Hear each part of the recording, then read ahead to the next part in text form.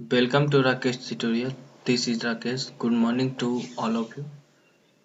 आज हम लोग सीटेट का हिंदी पेपर की बात करेंगे, हिंदी पेडागॉजी की बात करेंगे कि हिंदी पेडागॉजी में आपको कौन सा लेसन पढ़ना है, कैसे पढ़ना है।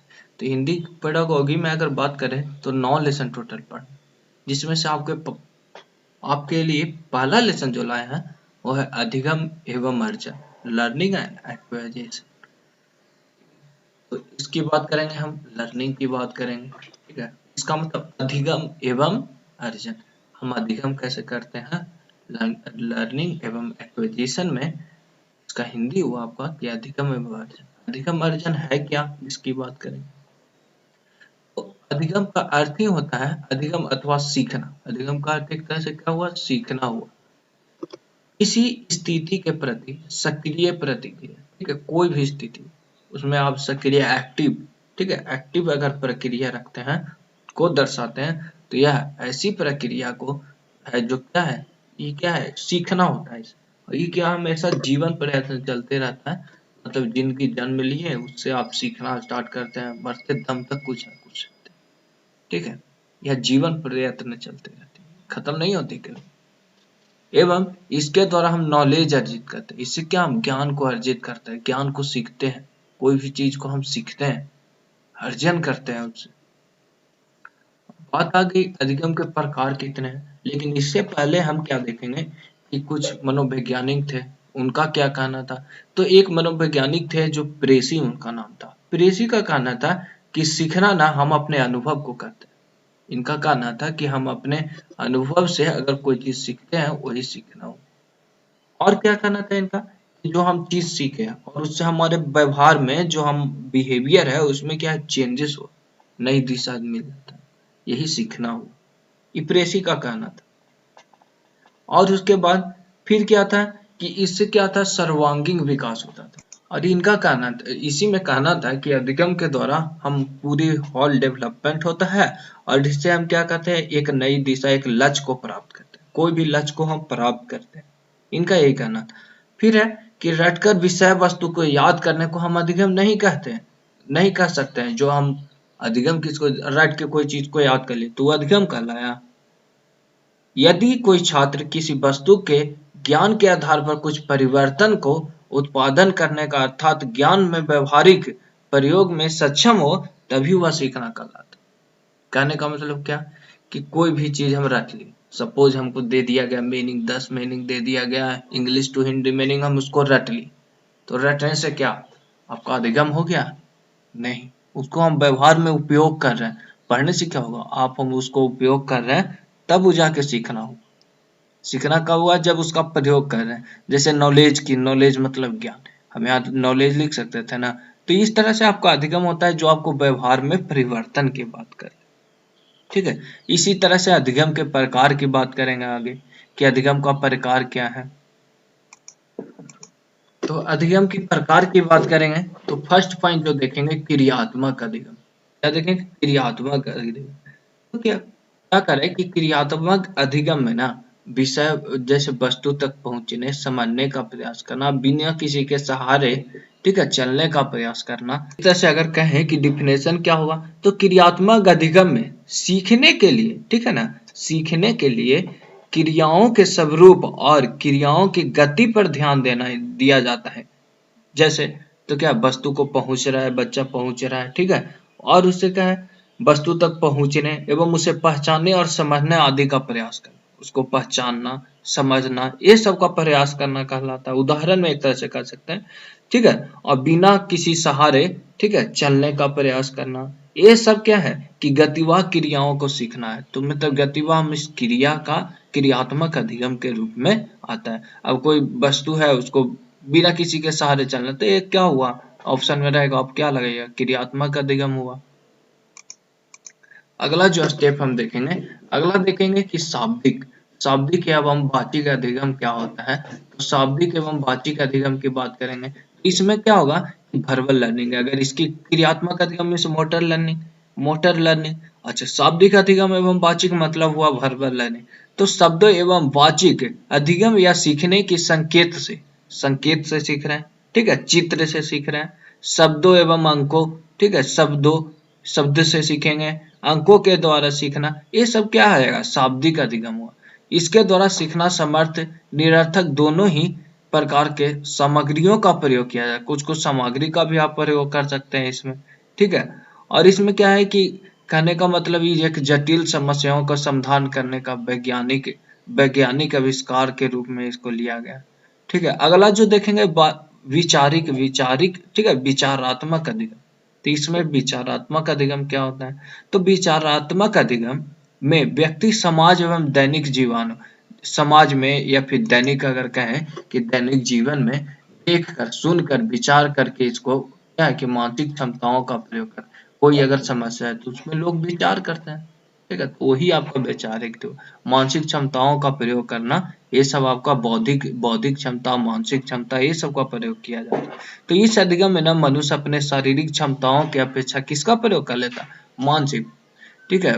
मनुष्य क्या करेगा, शारीरिक क्षमता के अपेक्षा आप इसका प्रयोग कर लीजिए, क्या मानसिक क्षमताओं का प्रयोग कर लेते हैं, बौद्धिक क्षमताओं का प्रयोग करते हैं, वो वैचारिक अधिगम के अंतर्गत आता है। अब देखेंगे इसके बाद हम जो पॉइंट्स देखेंगे बहुत इंपॉर्टेंट है कि अधिगम और भाषा अर्जन क्या होता है। आपको जैसे आप लर्निंग पढ़े और एक्वेजेशन, तो ये दोनों में अंतर क्या है, सबसे इंपॉर्टेंट टॉपिक इस लेसन का सबसे इंपॉर्टेंट टॉपिक है।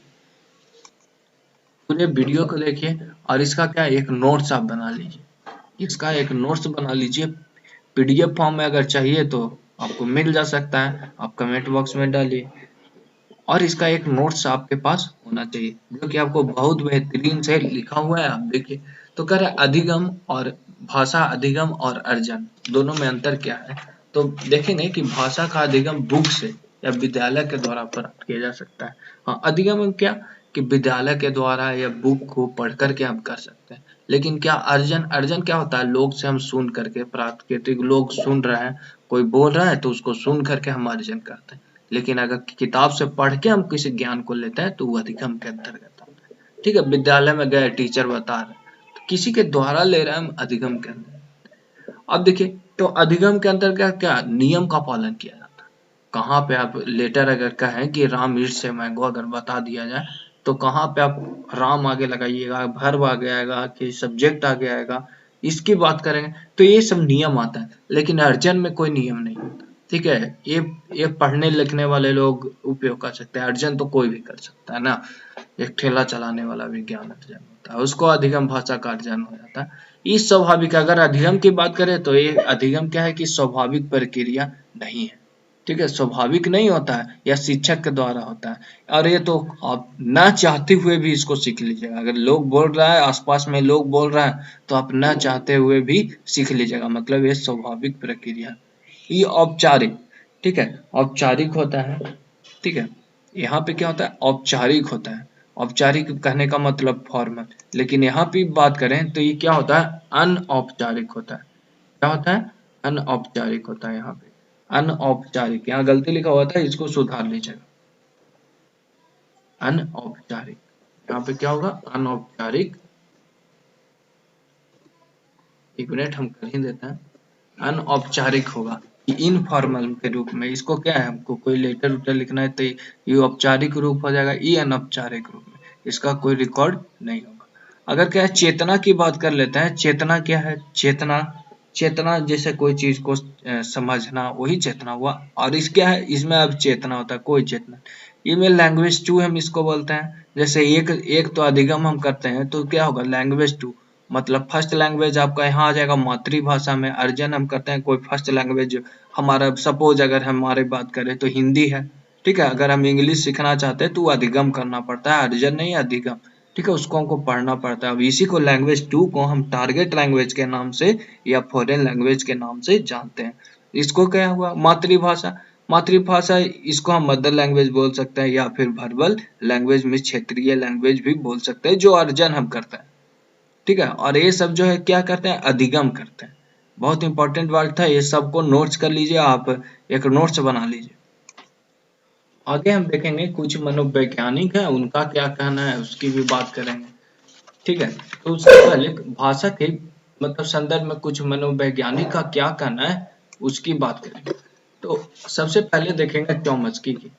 तो चौमस्की क्या कहते हैं? तो चौमस्की कहते हैं कि वैज्ञानिक खोज भाषा जन्मजात। इसका मतलब क्या हुआ कि यह कह रहा है ना, भाषा सीखने के लिए क्रम में होता है, यह वैज्ञानिक खोज के साथ साथ चलती है। इनका कहना है कि वैज्ञानिक खोज के साथ साथ चलता है कौन? भाषा। और इस अवधारणा में आंकड़ों का अवलोकन, वर्गीकरण, संकल्पनात्मक सत्यापन, असत्यता, इस सबको पूरा जांच किया जाता है। ठीक है, ये सबसे पहले आप जानिए कि जन्मजात होता है। भाषा आपको सीखने की क्षमता ये क्या होती है? जन्मजात होती है। ये बहुत इंपॉर्टेंट बात थी। चॉम्स्की का कहना था। इन्होंने एक बुक लिखा था जो 1959 में लिखा था। तो कौन सा बुक था? रिव्यू ऑफ, ठीक है, स्किनर्स वर्बल बिहेवियर्स। तो इसको आप याद रखिएगा कि कौन सा बुक लिखे थे। और इसमें स्पष्ट बताया है कि बच्चों में भाषाई क्षमता क्या होती है? जन्मजात। तो चॉम्स्की बताए थे कि ये बच्चों में जो भाषा की क्षमता होती है जन्मजात होती है। तो किस बुक में इसका जिक्र किया है? तो रिव्यू ऑफ द स्किनर्स, ठीक है, स्किनर्स वर्बल बिहेवियर्स में कहा है। और ये बुक कब लिखे हैं जिसकी बात कर रहे हैं? तो 1959 में लिखे हैं। कौन लिखे हैं? चॉम्स्की लिखे हैं। तो इसी तरह से चॉम्स्की की बात करें, पियाजे की बात करें तो पियाजे के द्वारा ये क्या है? साथ साथ अंतःक्रिया, आत्मसातीकरण, संयोजन, ठीक है, वायोगॉस्की, ठीक है, यहाँ पे आपका क्या है? साम्राज्य, ठीक है, के साथ है। इसके इसके आगे नहीं, आगे देखेंगे ये वाला। अब देखिए, इसको पियाजे की बात कर लेंगे पूरे। पहले कर रहा है कि समाज पियाजे के अनुसार भाषा क्या कर रहा है कि पियाजे, तो इस तरह से आपके पियाजे जहां भी आ गया तो आप याद रखिएगा संज्ञानात्मक। पियाजे जहां भी आया आप संज्ञानात्मक विकास की भी बात याद रखिए। संज्ञानात्मक, मानसिक, कॉग्निटिव, ये सब होता है। तो इसमें तंत्रों की भांति परिवेश में साथ साथ अंतःक्रिया करते हैं। परिवेश संज्ञानात्मक तंत्रों की भांति, यहाँ पे आप लिख सकते हैं कि भाषा के अंश संज्ञानात्मक तंत्रों की भांति परिवेश के साथ अंतःक्रिया करते हैं। ठीक है, और इनका मानना था ना कि सभी बच्चों में क्या है? संज्ञानात्मक विकास के लिए पूर्व ऑपरेशनल या कॉन्वेंट ऑपरेशन या फॉर्मल ऑपरेशन चरणों से गुजरते हैं। ये 3 तरह के चरण है। याद यहाँ पे आप लिख सकते हैं कौन कौन है जो 3 चरण। तो एक फर्स्ट वाला में आप लिखिएगा पूर्व ऑपरेशनल, ठीक है, फिर कन्वर्ट ऑपरेशनल, फॉर्मल ऑपरेशनल, ये 3 चरणों से होकर गुजरते हैं। और उनके अनुसार ज्ञान तंत्र, ठीक है, सेंसरों और मोटर मैकेनिज्म के माध्यम से इसका क्या निर्मित होता है। ठीक है, बच्चों में आत्मसातीकरण, ठीक है, संयोजन के माध्यम से कई रूपरेखा भी बनाए जाते हैं, इनका कहना था। और बायोगस्की का क्या कहना था? तो बायोगस्की की बात हम कर लेते हैं। बायोगस्की को देखेंगे क्या। तो बायोगस्की का कहना है कि ये साम्राज्य नहीं, समाज,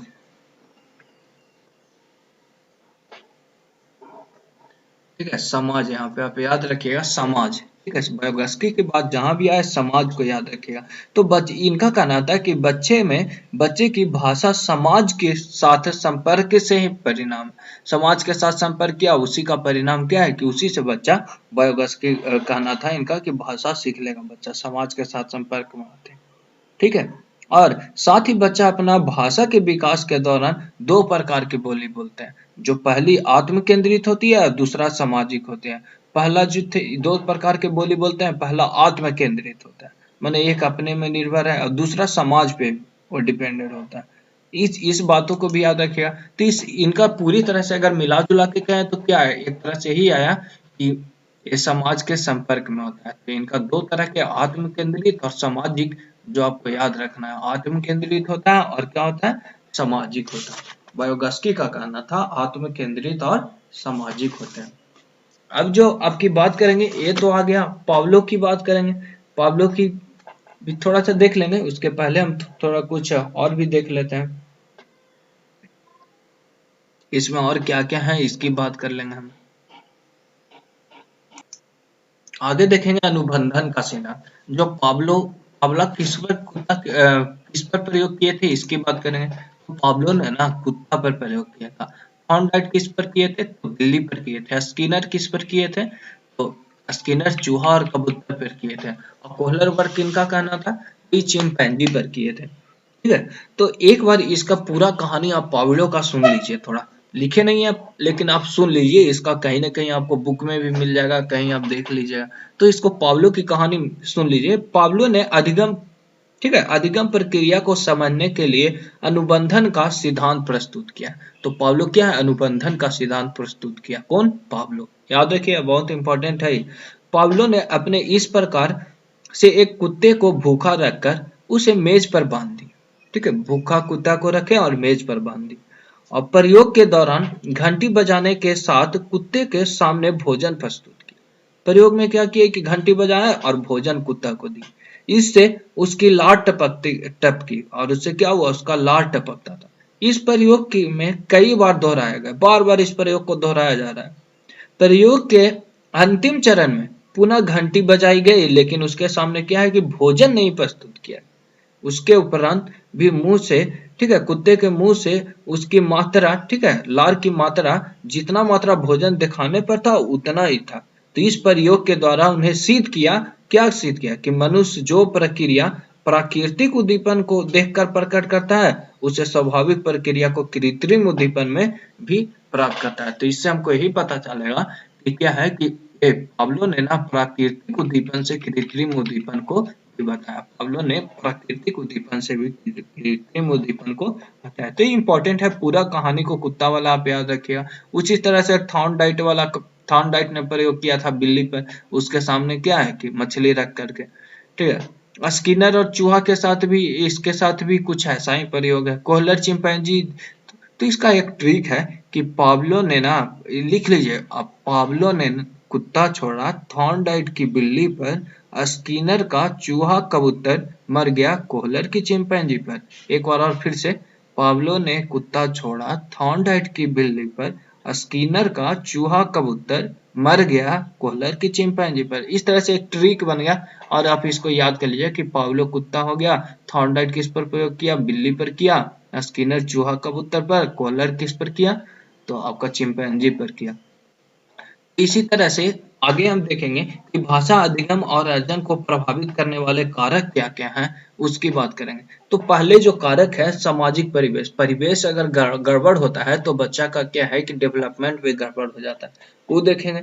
भाषा अर्जन करने की इच्छा, अगर भाषा कोई चीज सीखना है और बच्चा को मन ही नहीं है, क्या सीख लेगा वो, नहीं, तो ये भी गड़बड़ हो जाता है। भाषा अर्जन करने की अगर इच्छा नहीं हुआ तो सीख नहीं सकता है, अच्छा से उसको सीख नहीं पाएगा, तो वो भी एक कारक है। दैनिक जीवन में अनुभव, और अनुभव के आधार पर अगर ना गड़बड़ हो गया तो वो भी क्या है, एक तरह से गड़बड़ है, कारक के रूप में आता है, ठीक है।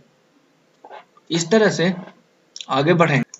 इस तरह से जो अगला पॉइंट की बात करेंगे, इसमें शायद नोट्स नहीं बनाया गया है, लेकिन आप देख लीजिए कि बालकों में भाषा का विकास कैसे होता है। तो अनुकरण करके होता है, वातावरण पर भी निर्भर करता है, और क्या है, सामाजिक या क्या शारीरिक, सामाजिक या क्या है, मनोवैज्ञानिक आवश्यकताओं की पूर्ति की मांग इससे विशेष भूमिका निभाती है। ये सब बातों को याद रखिएगा, ठीक है। अब इसकी बात आगे आगे हम देखेंगे कि एक और चार्ट इसमें बनाना चाहिए था, देखते हैं।